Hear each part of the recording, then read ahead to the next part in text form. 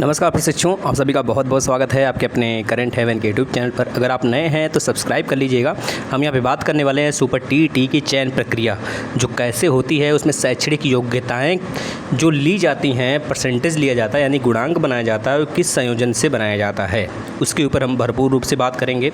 देखिए, आपके लिए बहुत अच्छे से मैंने इसको PDF को बनाया हुआ है। आपको अगर यह PDF चाहिए भी तो आप टेलीग्राम पे जुड़ जाइए, जो कि डिस्क्रिप्शन में मिल जाएगा। अगर आप सुपर टेट यूपी टेट के फुल न्यू सिलेबस 2024 वाला चाहते हैं तो फिर भी वह भी आपको इस वीडियो के डिस्क्रिप्शन में लिंक उसका प्रोवाइड किया गया है, मिल जाएगा।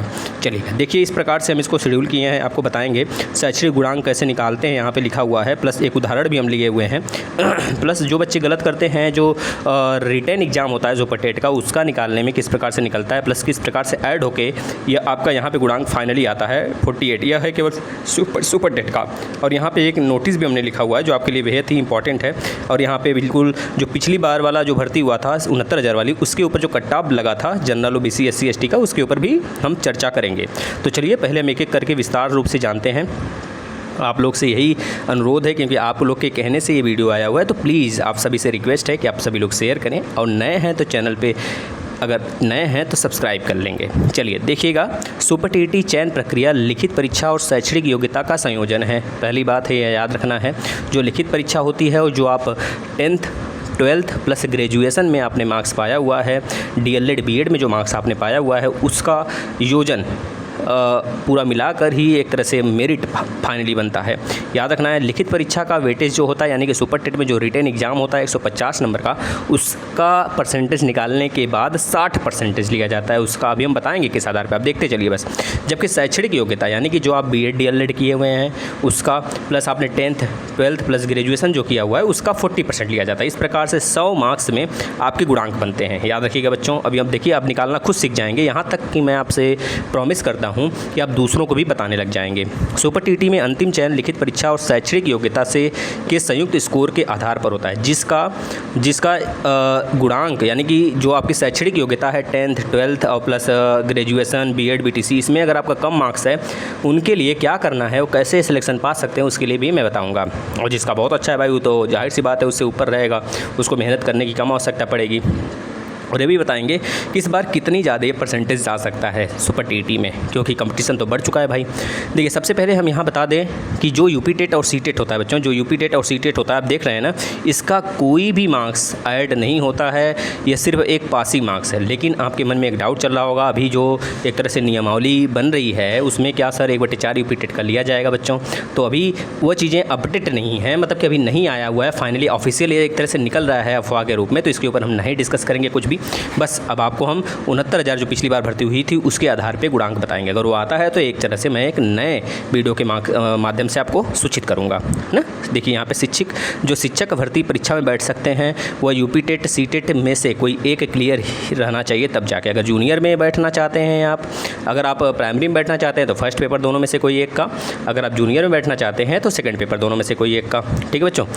अब आप सोच रहे होंगे तो फिर चयन प्रक्रिया क्या है। सबसे पहले तो आप समझ लो, जो फाइनल मेरिट बनती है वो 100 अंक से बनती है। अभी हमने बताया आपका 60% आपका लिया जाता है सुपर टीईटी का, और 40% लिया जाता है आपके शैक्षणिक योग्यता का, जो आपके 10th 12th ये सब होते हैं, है ना, ग्रेजुएशन प्लस BEd BTC। जो फाइनल मेरिट बनती है बच्चों, वो किस बेसिस पे बनती है आप देख रहे हैं, निर्भर करता है कि आपकी शैक्षणिक गुणांक, दूसरा लिखित परीक्षा का अंक, यानी कि शैक्षणिक गुणांक आपका जो होता है वह होता है 40 अंक, यानी कि 10th 12th ग्रेजुएशन और BEd BTC, और 60 अंक का लिया जाता है आपका किसका, लिखित परीक्षा का, यानी कि सुपर टेट का। शैक्षणिक गुणांक अब यहाँ पे आप देख सकते हैं।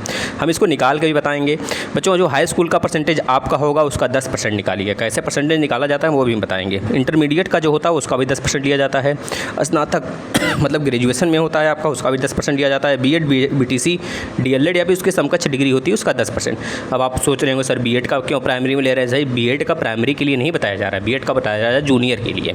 ठीक है ना, उसमें जो जिस हिसाब से होगा उसके लिए, क्योंकि BTC ही केवल प्राइमरी में एलिजिबल हैं, इसमें से BTC वाले यहाँ पे ध्यान देंगे और BEd वाले भी ध्यान देंगे। ठीक है।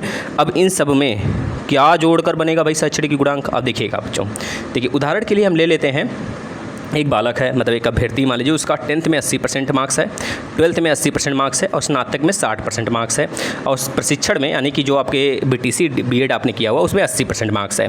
क्लियर है। हमने बताया 10th में भी 10% लिया जाता है गुणांक बनाने के लिए, 12th में भी परसेंटेज का, पूरा टोटल परसेंटेज का, नंबर का नहीं बच्चों। जैसे आपने पाया है 200 पाया है आपने 600 में से, तो आप 200 का नहीं निकालना है आपको, इसका परसेंटेज निकालना होगा। पहले 100 से काटेंगे तो 2 जीरो कटेगा, 6 से जितनी बार में कटेगा, मान लीजिए 50% आया तो 50% का आप 10% निकालेंगे, ऐसे निकाला जाता है। तो यहाँ पे देखिए निकाल के हमने बताया हुआ है। जैसे एक अभ्यर्थी है वो उन्होंने 10th में 80% पा रखा है, तो 10th में 80% का आपने 10% निकाल दिया, यानी कि 80 × 10 अपॉन में 100 कर दिया, तो इसका कितना गुणांक बना, 8 अंक बना इसका। इसी तरह से 12th में भी 8 अंक इनका बना। सेम ऐसे ही 60 × 10/100 किया इन्होंने, तो 10% सब में निकालना है तो 6 अंक बना इनका। इसी तरह से एक प्रशिक्षक यानी कि जो आपके DLED B.Ed BTC में इन्होंने पाया हुआ है 80% उसमें भी पाए हुए हैं, तो उसका भी 10% लिया जाएगा, तो 10%/100 कर दिया इन्होंने, तो इसमें भी इनका 8 नंबर बना, यानी कि 8 8 और 8 और 6 जोड़ेंगे तो 30 इनका प्रशिक्षण का योग आ गया। अब आगे देखिएगा आप, ये 30 अंक इनका अभी आप कैरी किए रहिए, मतलब लिए रहिए, बाद में जब सुपर टेट का निकाल लेंगे तो उसमें जोड़ेंगे। अब दूसरा फैक्टर ये हुआ, क्योंकि सुपर टेट का आपका 150 नंबर में होता है, तो आप मान लीजिए 150 में से आपका 120 मार्क्स आ गया। कितना मार्क्स आ गया, 120 मार्क्स आया। तो सबसे पहले आपको करना क्या होगा, जो 120 है 150 में कितना परसेंट आपने पाया हुआ है वो निकाल लीजिए, यानी 80% आप पा गए, 80% पा गए। अगर आपका 80% है तो याद रखिएगा 80% का 60% निकालना है।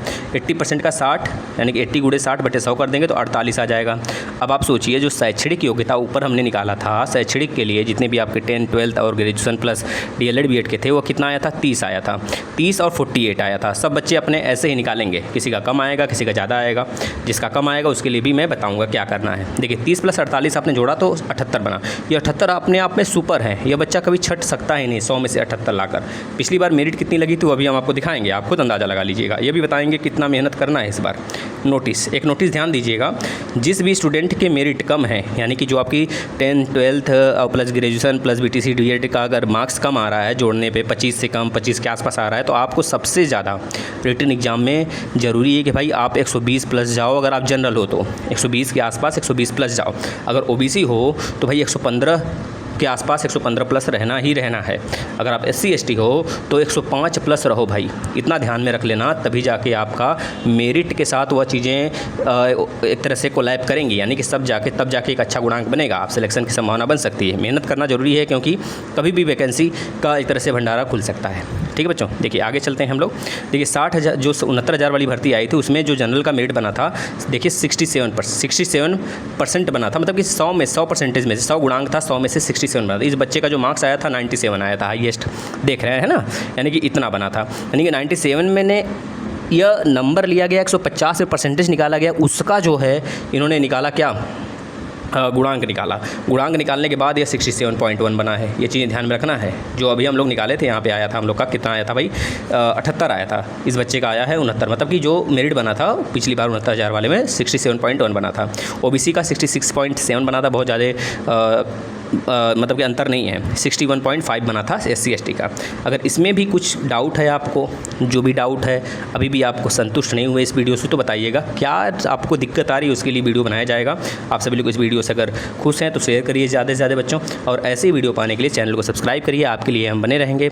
अब हम एक वीडियो और लेकर आएंगे जिस बच्चे का कितना मतलब कि उनका मेरिट है, मान लीजिए किसी का 25 आ रहा है, किसी का 21 आ रहा है एकेडमिक पूरा जोड़कर, किसी का आ रहा है मान लीजिए 20 आ रहा है, तो उनको किस प्रकार से कितना मेहनत करना पड़ेगा, किस प्रकार से वो लाएंगे मार्क्स, कितना कम से कम ला सकते हैं कि उनका सुपर टेट में सिलेक्शन हो जाएगा। तो आप प्लीज़, आप सभी से रिक्वेस्ट इस वीडियो को ज़्यादा से ज़्यादा शेयर करिए जिससे कि और बच्चे इससे जुड़ सकें। धन्यवाद।